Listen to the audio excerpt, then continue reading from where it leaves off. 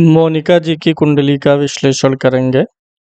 वृषभ लगन की इनकी कुंडली है। लगन में 2 नंबर की गिनती लिखी हुई है। सबसे पहले ग्रह स्पष्ट बताते हैं। लगन 29 अंश का है। वृषभ लगन की कुंडली बन जाएगी। मृगशिरा नक्षत्र में लगन है। लगन में मंगल का नक्षत्र पड़ा हुआ है। तो इस वृषभ लगन की कुंडली में सूर्य 11 अंश का होकर के मिथुन राशि में बैठा हुआ है और आर्द्रा नक्षत्र में है। मिथुन राशि में 11 अंश पे कोई विषुवमांस वगैरह नहीं होता है। राहु के नक्षत्र में सूर्य महाराज बैठे हैं। सूर्य का राहु के साथ होना या राहु के नक्षत्र में होना ठीक नहीं माना जाता है। राहु सूर्य को ग्रहण लगाता है, तो ये सूर्य धन भाव में है। राहु के नक्षत्र में कभी कभी यह धन से जुड़े हुए ब्लॉकेज लाएगा, पैसा लाने में कभी कभी दिक्कत होती है। चंद्रमा 4 अंश का होकर के वृश्चिक राशि में बैठा हुआ है। कोई विषुवमांस वगैरह नहीं है। अनुराधा नक्षत्र में है। शनि के नक्षत्र में बैठा हुआ है। तो जब भी इस चंद्रमा शनि के नक्षत्र में हो तो थोड़ा सा अंदर से, बाहर व्यक्त नहीं हो पाता, लेकिन अंदर से व्यक्ति थोड़ा सा चिंतित रहता है। मंगल जो है 27 अंश का है। कुंभ राशि में बैठा हुआ है। पूर्वा भाद्रपद नक्षत्र में है और यह गुरु का नक्षत्र होता है। मंगल जो है कुंभ राशि में 27 अंश का है। 27 अंश पर कोई विषुवमांस वगैरह नहीं होता है।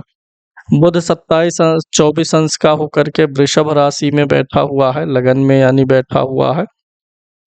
वृषभ राशि में 27 अंश पे कोई विषुवमांस वगैरह नहीं होता है। मृगशिरा नक्षत्र में है। यह मंगल का नक्षत्र है।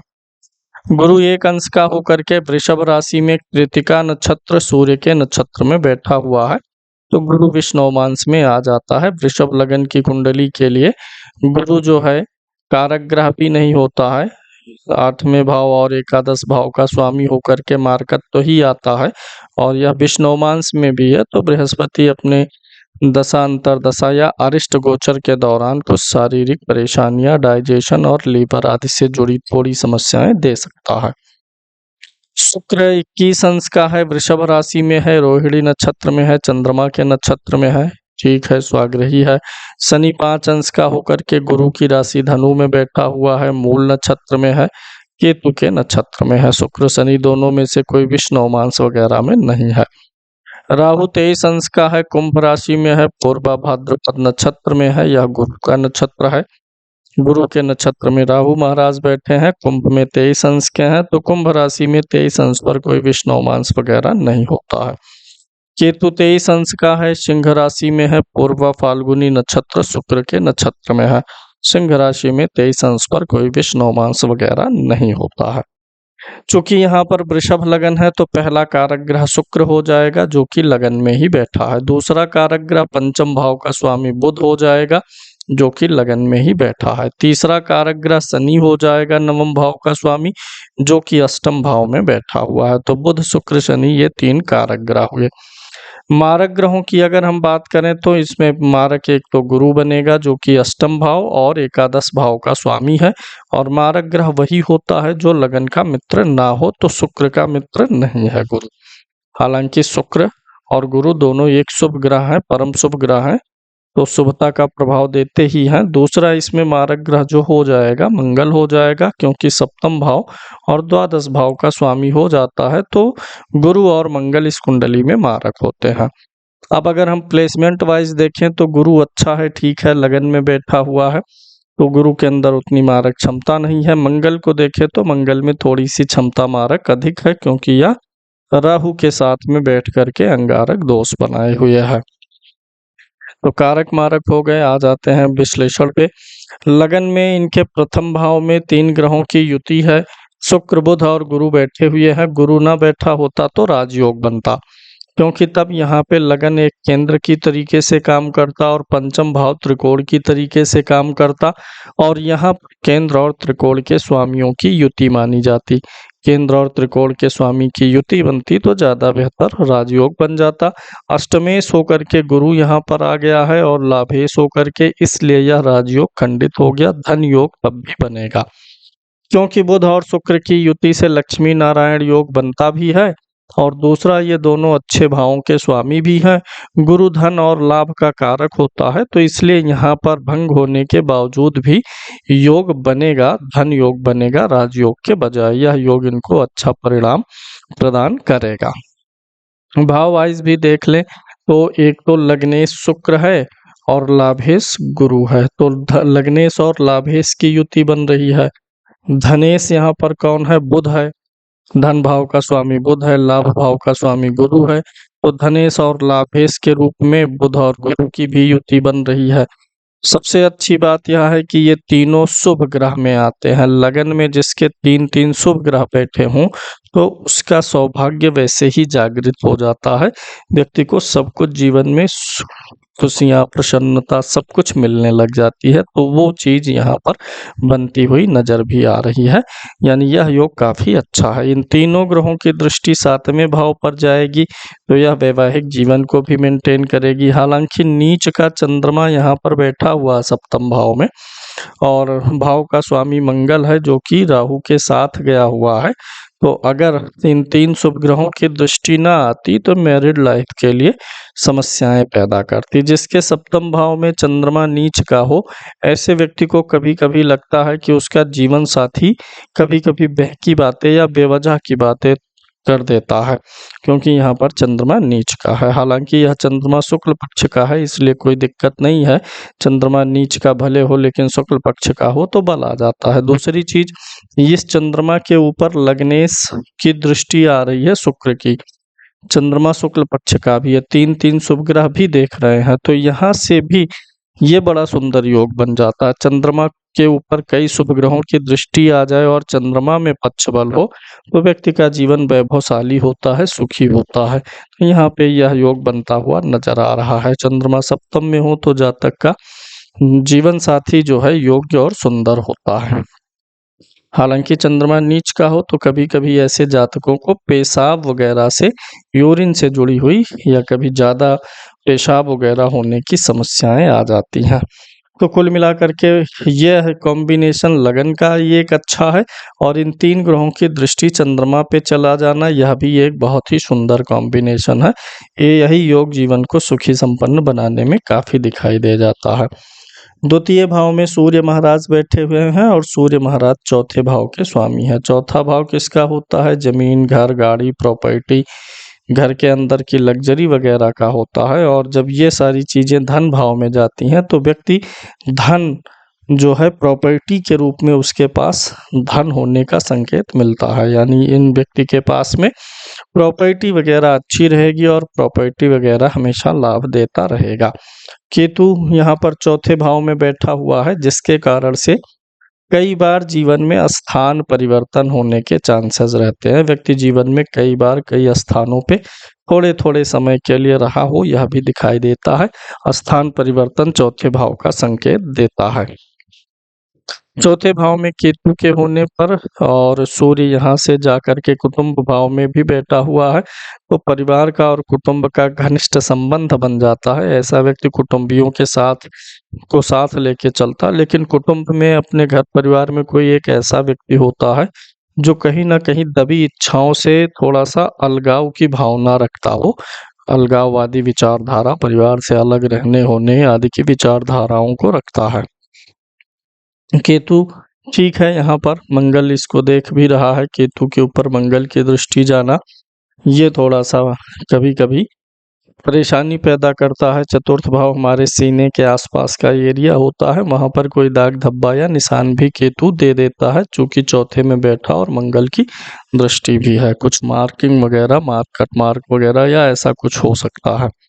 पंचम भाव का स्वामी बुध होगा, लगन में ही गया हुआ है, और पंचम भाव का कारक गुरु ये साथ में ही बैठा हुआ है। बड़ा सुंदर योग बना हुआ। अच्छा, यहाँ पर अगर हम डिग्री वाइज देखें तो बुध 24 अंश का है, शुक्र 21 अंश का है, गुरु 1 अंश का है।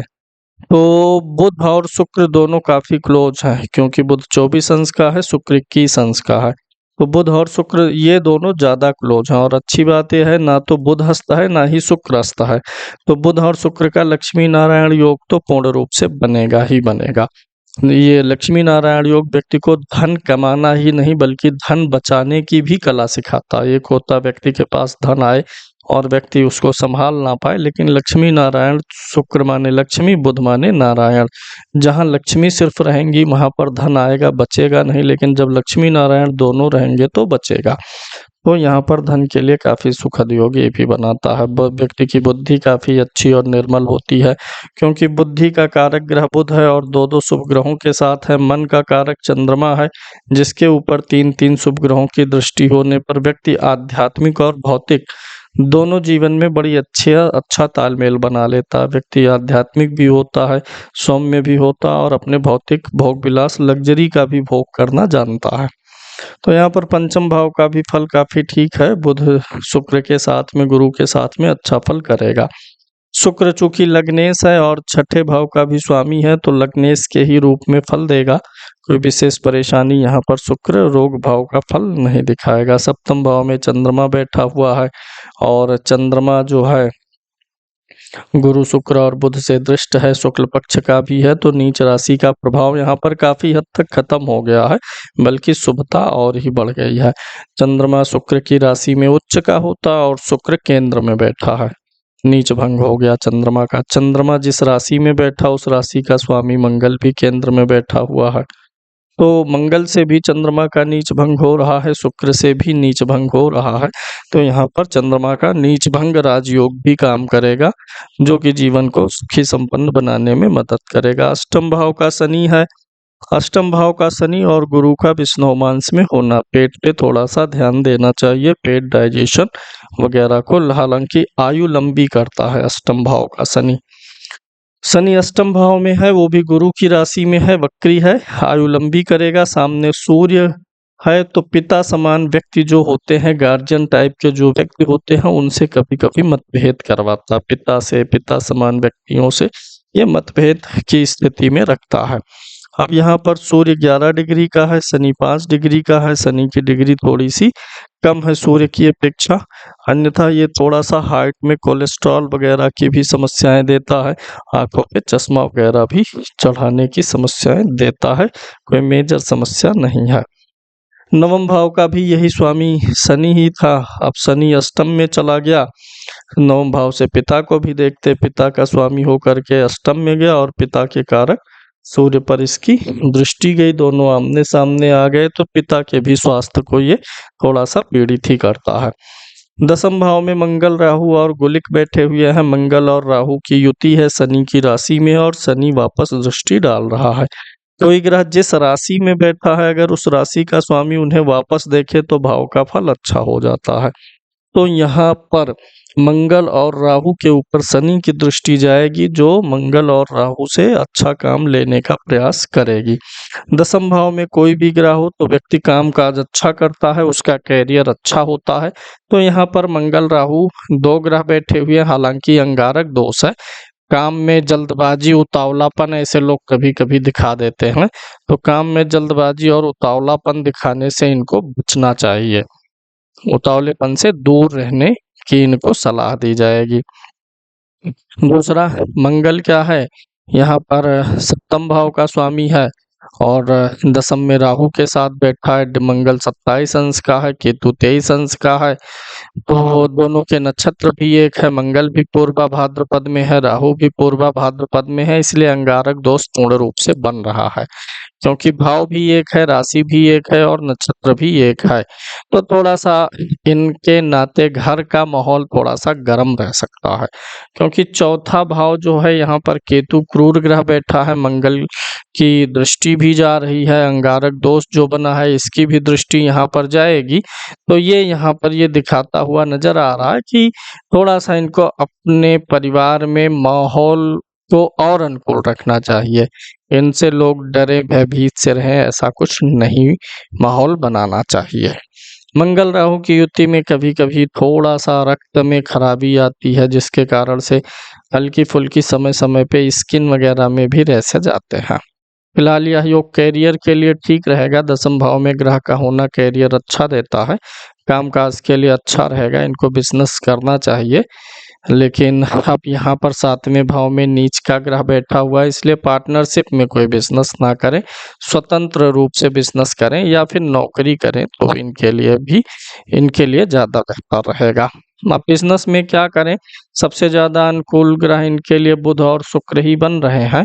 बुध और शुक्र अच्छी स्थिति में है, लगन में है, और बुध इनके धन भाव का स्वामी भी बन के बैठा हुआ है, और गुरु लाभेश के साथ में युक्त भी है।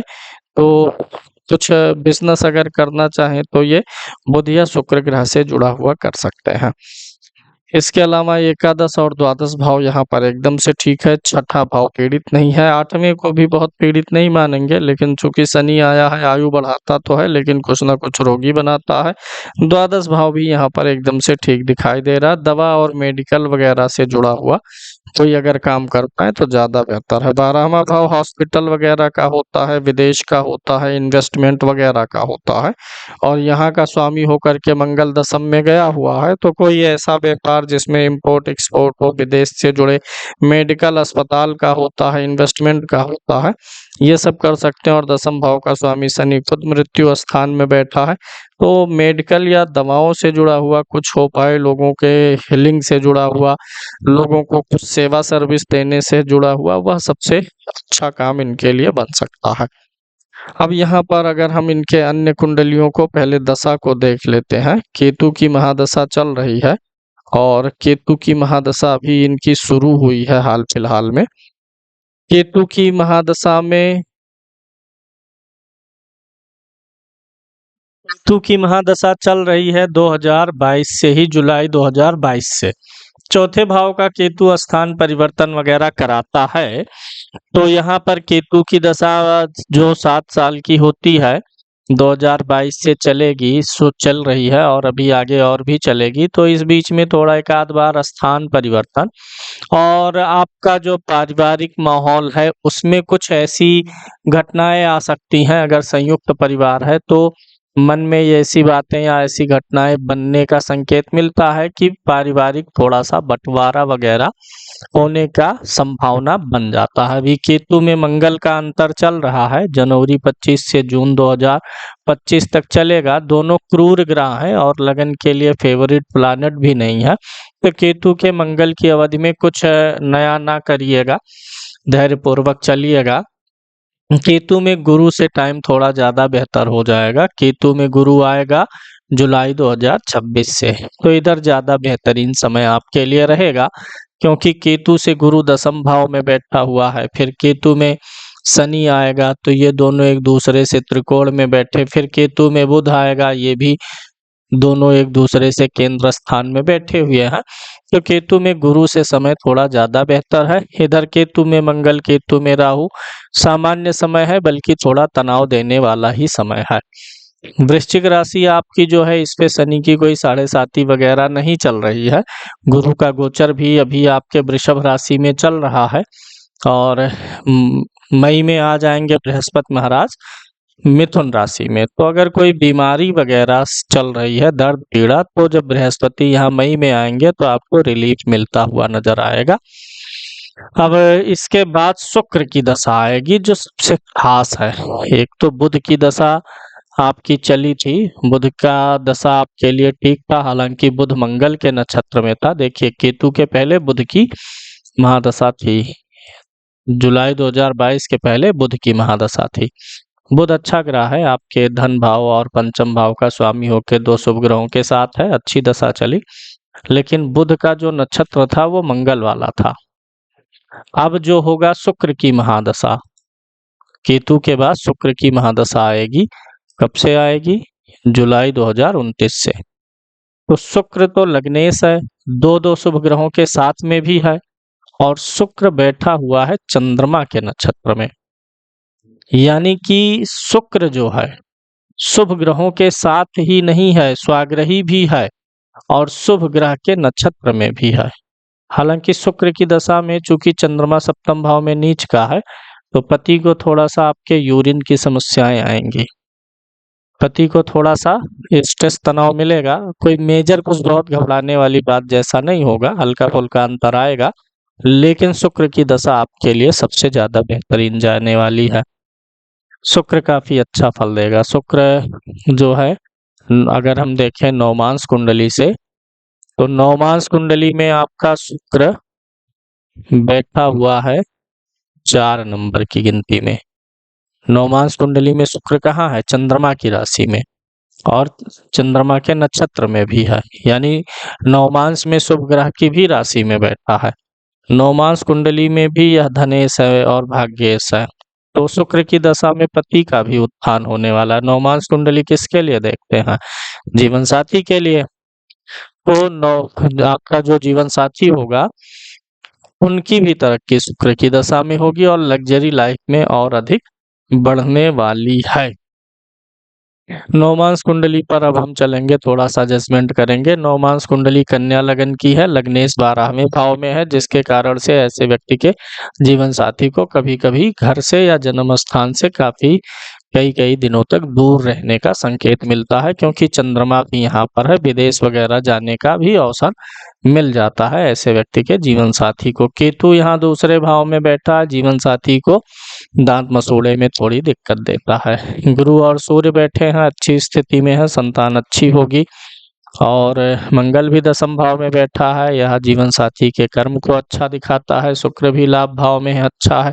शनि भी अच्छा है, लेकिन राहु और केतु की पोजीशन के नाते जीवन साथी जो ऐसे व्यक्ति के होते हैं वो पेट गैस और थोड़ा दांत मसूड़ों की समस्याओं से दो चार होते रहते हैं। अब हम आ जाते हैं शुक्र के बाद जो अगली दशा आएगी सूर्य की। सूर्य कुंडली में 4थे भाव का स्वामी है, ठीक है। चंद्रमा तीसरे का है, ठीक है। मारक, अगर हम मारक दशा की पहचान करें तो मंगल मारक के रूप में आता है। मंगल की महादशा मारक के रूप में आ जाएगी।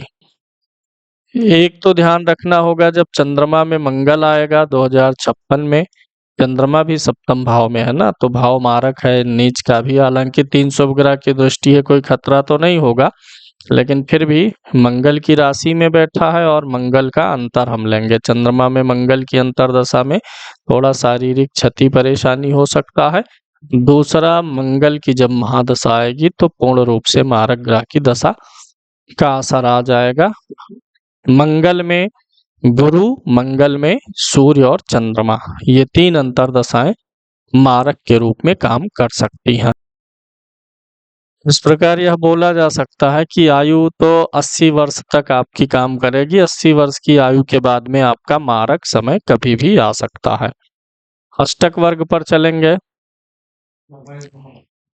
समुदाय अष्टक वर्ग पर, सामुदायिक अष्टक वर्ग में देखें तो लगन में 23 पॉइंट्स हैं। हालांकि लगन कुंडली से लगन काफी मजबूत है, तो यहाँ पॉइंट का कम होना कोई मैटर नहीं करता है। चूंकि अष्टक वर्ग का कोई स्वतंत्र प्रिडिक्शन नहीं होता है, बिना लगन कुंडली में जो प्रॉमिसिंग नजर आती है हम उसी का मूल्यांकन करते हैं।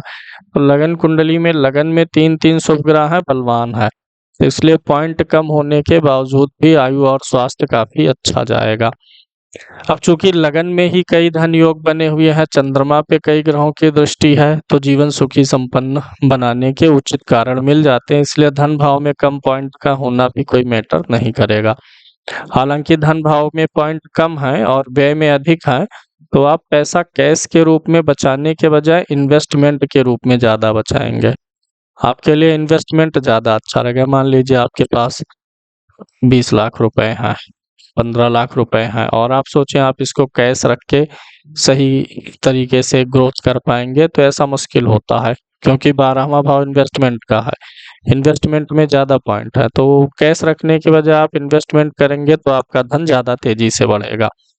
और कम पॉइंट यहाँ पर है, यहाँ पर ज्यादा है, ये भी दर्शाता है कि जीवन में आपने आर्थिक समस्याओं को भी झेला हुआ है। कभी ना कभी कुछ ऐसा रहा है कि पैसे के लिए आपने स्ट्रगल भी किया है। हालांकि लाभ भाव में 43 पॉइंट है, जो कि बहुत अच्छे हैं। सारी इच्छाएं मनोकामनाएं पूरी होंगी, पैसे के कारण से कोई चीज रुकेगी नहीं। तीसरे भाव में 26 पॉइंट है, उचित है। 28 पॉइंट एवरेज होते हैं, तो यहाँ पर 26 है, थोड़ा कम है, तो ये स्वभाव से थोड़ा शांत और धैर्यवान बनाएगा। 26 पॉइंट यहाँ पर भी है, एवरेज से थोड़ा कम है। संतान का सुख आपको अच्छा मिलेगा क्योंकि यहाँ पर 33 पॉइंट है। लगन में 23 है, लगन से ज़्यादा छठे में भी है, 8वें में भी है, 12वें में भी है। बहुत इजी गोइंग लाइफ नहीं रहेगी। कामकाज के लिए आपको तनाव और मेहनत करना पड़ेगा। 18 पॉइंट यहाँ है, 23 यहाँ पर है, ज़्यादा अंतर नहीं है दोनों में। ये आप खुद होते हैं, ये आपका जीवन साथी होता है, तो दोनों में कोई ज़्यादा डिफरेंस नहीं है। 28 पॉइंट यहाँ पर है, जीवन ठीक ठाक एवरेज में चलेगा। भाग्य का साथ थोड़ा कम है, कर्म थोड़ा आप अधिक करेंगे, जितना कर्म करेंगे उसकी अपेक्षा लाभ भी आप निकाल लेंगे। तो कुल मिलाकर के अष्टक वर्ग ठीक है। लगन कुंडली में कुछ चीजें बहुत अच्छी बन गई हैं। जो लगन में कॉम्बिनेशन बना, जो चंद्रमा पे इतने ग्रहों की दृष्टि आई, यह योग काफी अच्छा बन गया। वरना मंगल का अंगारक दोष और उसके ऊपर शनि की दृष्टि और शनि की सूर्य पर दृष्टि, चंद्रमा का जो है शनि के नक्षत्र में होना, ये आपको भीतर से कमजोर करने का काम करता है। कभी आत्मविश्वास डाउन करेगा, तनाव देगा, चिंता देगा। कैरियर को लेकर के थोड़ा सा स्ट्रगलफुल रखेगा, तनाव बना के रखेगा, क्योंकि कर्म भाव में अंगारक दोष है। उपायों की बात कर लेते हैं और जेम स्टोन्स की बात कर लेते हैं आपकी कुंडली के अनुसार। उपायों में आपको एक तो मंगल राहु के अंगारक दोष की शांति करा देनी है, पहली चीज। दूसरा, बुध और शुक्र के लिए स्टोन पहनना है। बुध के लिए पन्ना, शुक्र के लिए ओपल। शनि के लिए स्टोन नहीं पहनना है क्योंकि शनि सूर्य को देख रहा है और चंद्रमा भी शनि के नक्षत्र में, तो थोड़ा सा तनावकारी हो जाएगा। शनि का स्टोन नहीं पहनना है। चंद्रमा चूंकि नीच का है, शुक्ल पक्ष का है, लेकिन लगन में इसकी उच्च राशि है, तो चाहे तो मोती भी पहन सकती हैं। पन्ना जिस हाथ में रहेगा उस हाथ में मोती नहीं रहेगी। 8 कैरेट का पन्ना, और शुक्र के लिए ओपल 8 कैरेट, चंद्रमा के लिए मोती 8 से 10 कैरेट का पहन सकते हैं। स्टोन भी हमारे यहाँ से आपको एकदम शुद्ध ओरिजिनल मिल जाते हैं। सारे स्टोन एकदम से शुद्ध मिलते हैं। अंगारक दोष में क्या होगा, मंगल और राहु के मंत्रों का जाप होगा, हवन होगा, और इसके अलावा कुछ करने की जरूरत नहीं पड़ेगी। राहु के लिए चाहे तो कुछ दान भी कर सकते हैं।